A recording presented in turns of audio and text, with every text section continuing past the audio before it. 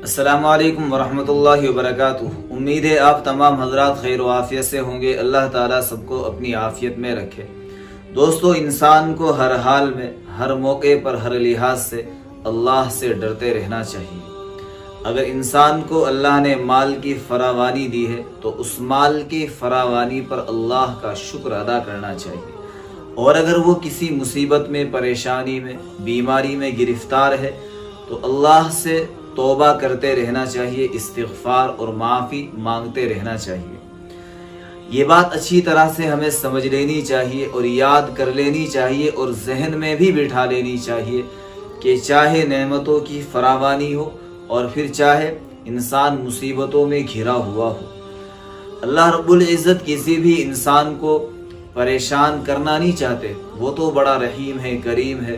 وہ ذات اپنے بندے سے بہت زیادہ پیار کرتی ہے۔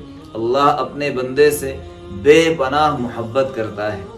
انسان پر اگر نعمتوں کی فراوانی آتی ہے تب بھی اللہ یہی چاہتا ہے کہ میرا بندہ اس پر شکر ادا کر کے میرے قریب ہو جائے، اور اگر وہ کسی مصیبت میں گرفتار ہوتا ہے تب بھی اللہ تبارک و تعالی یہی چاہتے ہیں کہ میرا بندہ استغفار اور توبہ کر کے میرے قریب آ جائے۔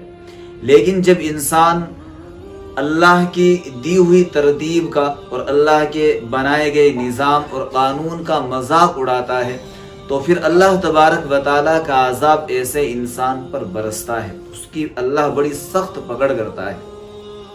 ہمیں تو یہ نظر آتا ہے کہ شاید یہ بس ایسے ہی ہو گیا۔ کوئی بھی چیز دنیا میں اتفاقی نہیں ہے، چاہے انسان کو نفع پہنچے، نقصان پہنچے، بیماری پہنچے، عزت ملے، شہرت ملے، دولت ملے، یہ ساری چیزیں اللہ کی مشیت اور اس کے ارادے سے جڑی ہوئی ہے۔ جب اللہ تبارک و تعالی انسان کے لیے جو چاہتا ہے وہی ہوتا ہے۔ کوئی بھی چیز دنیا میں اتفاقی نہیں ہے۔ ابھی حال میں آپ حضرات نے سنا ہوگا کہ کینیڈین ایک گلوکار ہے جسٹن بیبر، اس نے ابھی کچھ دنوں پہلے حجاب پہن کر ایک مذاق اڑایا تھا، یعنی کہ حجاب کا مذاق اڑایا تھا، اس سے دل لگی کی تھی، تفریح لی تھی، ہنسی مذاق کی تھی۔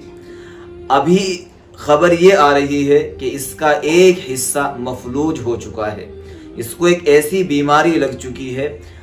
آپ اس کے یہ جو فوٹو آپ کو نظر آ رہے ہیں یہ اس کے پہلے کے فوٹو ہیں، اور یہ جو اس طرف نظر آ رہے ہیں یہ بعد کے فوٹو ہیں۔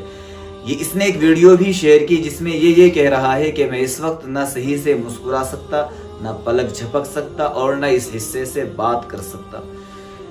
تو اس پر یہ جو کہیں نہ کہیں اس طرح کی مصیبت آئی ہے، اس کو بھی ہم یہ نہیں کہہ سکتے کہ یہ صرف ایک حادثاتی چیز ہے، اتفاقی چیز ہے۔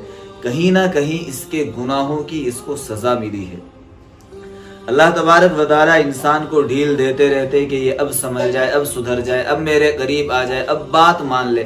لیکن جب انسان ساری حدیں توڑ دیتا ہے اور اللہ کے قانون کا مذاق اڑاتا ہے، پھر اللہ تبارک و تعالیٰ ایسے ہی سخت پکڑ کرتے ہیں، اور اس میں بھی کہیں نہ کہیں اللہ کا پیار ہی ہے، اللہ کی محبت ہی ہے۔ اللہ تبارک و تعالیٰ یہی چاہتے ہیں کہ میرا بندہ میرے قریب آ جائے۔ ہم تو اللہ سے یہی دعا کریں گے کہ اللہ تبارک و تعالیٰ اس کو اس بیماری سے نجات دے اور اس کو صحیح سمجھ دے اور اس کو ہدایت دے، اور اسلام کے جو شعائر ہے، اسلام کے جو نشانات ہیں، ان کا مذاق اڑانے سے ایسے لوگوں کو اللہ تبارک و تعالیٰ بچنے کی توفیق دے، ان کو صحیح سمجھ دے۔